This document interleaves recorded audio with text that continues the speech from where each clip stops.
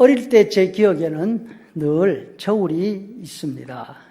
부모님이 시장에 가서 곡식이나 고기나 무엇을 사오시면 집에 있는 저울에 꼭 달아 보셨습니다. 집에서 생산한 과일을 내다 파실 때에도 그 많은 과일 상자를 일일이 안전저울에 달아서 확인하셨습니다. 한 상자 올려놓고 18kg 맞지? 다음 거 이렇게 하시면서 하나하나 다 달아봤습니다. 출하량이 많을 때에는 화물 자동차가 오기 전에 새벽부터 그 계량 작업을 했습니다. 요즘 같으면 이 무게가 정확한 거 확인했다 인정사설 찍어 놓지 않았을까요? 그때 과일을 재는 저울을 안전저울이라고 하는 이유는 말입니다. 쌀 두세 가마니의 무게를 한꺼번에 잴 수 있는 큰 저울이라서 한쪽에 목이 쭉 올라와 있고 그 옆으로 널찍한 쇠판이 있지요. 거기에다가 무거운 물건들을 올려 놓을 수 있었기 때문에 우리는 그걸 선저울이 아니라 안전저울이라 불렀습니다. 다른 저울들은 손저울이니까 일어서서 손에 들고 물건을 한쪽 갈고리에 매달아서 무게를 재곤 했습니다. 이렇게 물건을 내다 팔 때나 사왔을 때 내가 가진 저울로 다시 확인하는 이유는 간단합니다. 상대방 저울을 믿지 못하니까 내 거로 다시 확인하는 것이죠. 구약성경 잠언에서는 저울 혹은 저울취에 관해서 자주 말씀을 하십니다. 이러고 보면 세상 사람들의 습성은 언제나 비슷한 듯 합니다. 물건을 팔 때는 작은 대박을 사용하고 싶어 합니다. 물건을 살 때는 큰 대박을 사용하려고 합니다. 대박 크기에 따라서 차이가 나니까 이윤을 남기려는 속셈이죠. 그러나 이런 생각은 누구나 다 똑같이 가지고 있기 때문에 상대방을 속이기란 쉽지가 않습니다. 속였다가는 오히려 신뢰 관계만 상하게 할 뿐입니다. 그 차이가 그래도 적당하면 속이 상하지만 그냥 넘어갑니다. 그러나 정도가 심하다 싶으면 다시는 거래를 하지 않게 되죠. 어쩌면 다툼이 일어날 수도 있는 것입니다. 그런데 오늘 잠언 본문에서는 저울 이야기 하시고서 그 이야기를 바로 교만과 겸손으로 이어갑니다. 저울 문제는 정직한가 정직하지 않은가의 문제이지 교만과 겸손 문제가 아닙니다.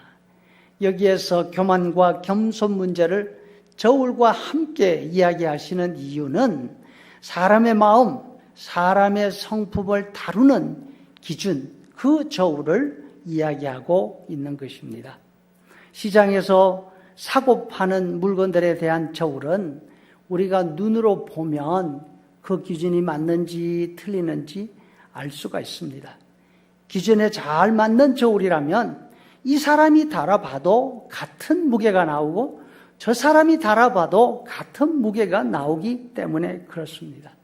반면 우리의 속 사람의 무게를 잴 수 있는 저울은 어떨까요? 각자 마음에 가지고 있는 그 저울이 말입니다. 기준에 맞는 바른 저울이면 그 사람은 겸손한 사람입니다. 마음의 저울이 불량 제품이면 그 사람은 교만한 사람이 됩니다.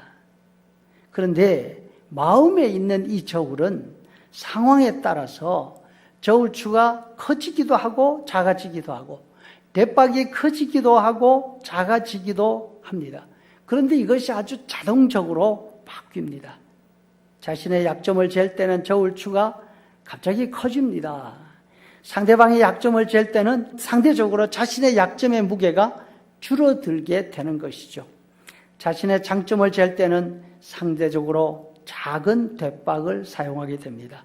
그래서 장점의 양이 숫자적으로 2배, 3배 되게 만들죠. 그런데 이렇게 마음을 재는 저울은 내가 바꾸지 않아도 이리저리 크고 작은 것으로 자동으로 바뀝니다. 그리고 본인도 그게 언제 바뀌었는지 알지를 못합니다. 그래서 마음의 양을 바로 재려면 마음을 재는 저울 계량을 자동으로 맞춰 놓지 말고 수동으로 맞추어 놔야 합니다. 저울을 수동으로 맞추어 놓으면 상대가 잘못한 것을 계산할 때에도 내가 잘못한 것을 계산할 때에도 같은 기준이 적용되게 되죠. 공정한 평가가 그래서 나오게 되는 것입니다. 그런데 고정된 기준을 가지고 평가를 한다면 참 이상하게도 내 잘못의 무게가, 내 잘못의 크기가 더 커 보입니다. 그래서 그 결과를 쉽게 인정하기가 어렵습니다. 왜냐하면 기대했던 것보다 내 잘못이 무겁게 보이고 커 보이는 결과가 나오기 때문이죠. 예를 들어 다이어트 하는 사람들을 생각해 보십시다.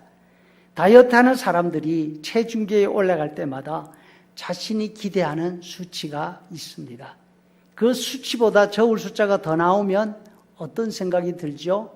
내가 살이 쪘나 보다 생각하지 않습니다. 이상하다, 그럴 리가 없는데 하면서 저울을 의심합니다.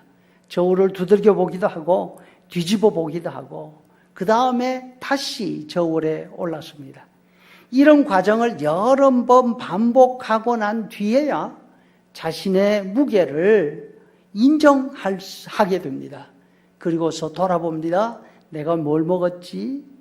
몸무게를 줄이려면 어떻게 해야 되지? 대책을 세우는 것이죠. 겸손이란 다른 특별한 것이 아닙니다. 자신을 실제보다 일부러 낮추어서 작게 보이려고 하는 것, 그거 아닙니다.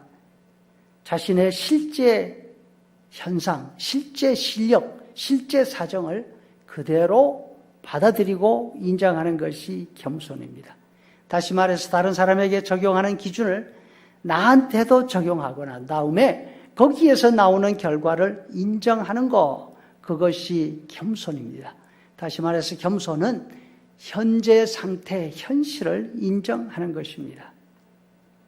그러면 자신의 모습을 있는 그대로 보게 해주는 저울, 그 기준은 무엇일까요?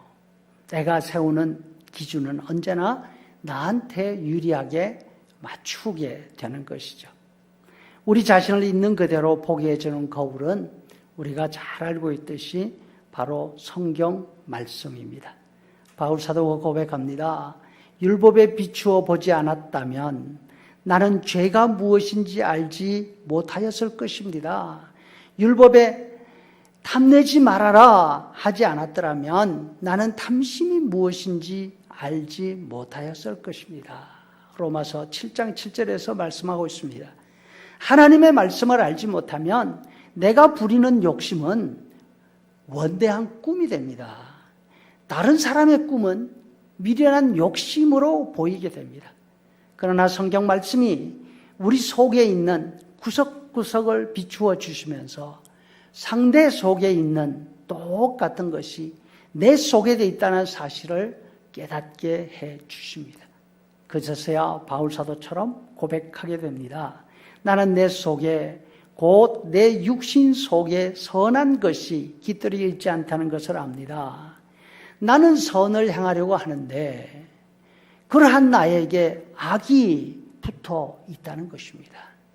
7장 18절과 21절 말씀입니다. 우리 삶의 공정한 저울은 내가 아닙니다. 하나님의 말씀뿐입니다. 어렵고 답답한 현실 가운데 억울한 생각이 자주 듭니다. 그래서 상대를 비난하기 쉽습니다. 눈에 보이는 대로 말하고 행동하지 말고 하나님의 말씀에 더 가까이 가면서 우리 자신을 더 분명히 보고 겸손하게 이 어려운 때를 하나님과 함께 넘어갈 수 있기를 간절히 바랍니다.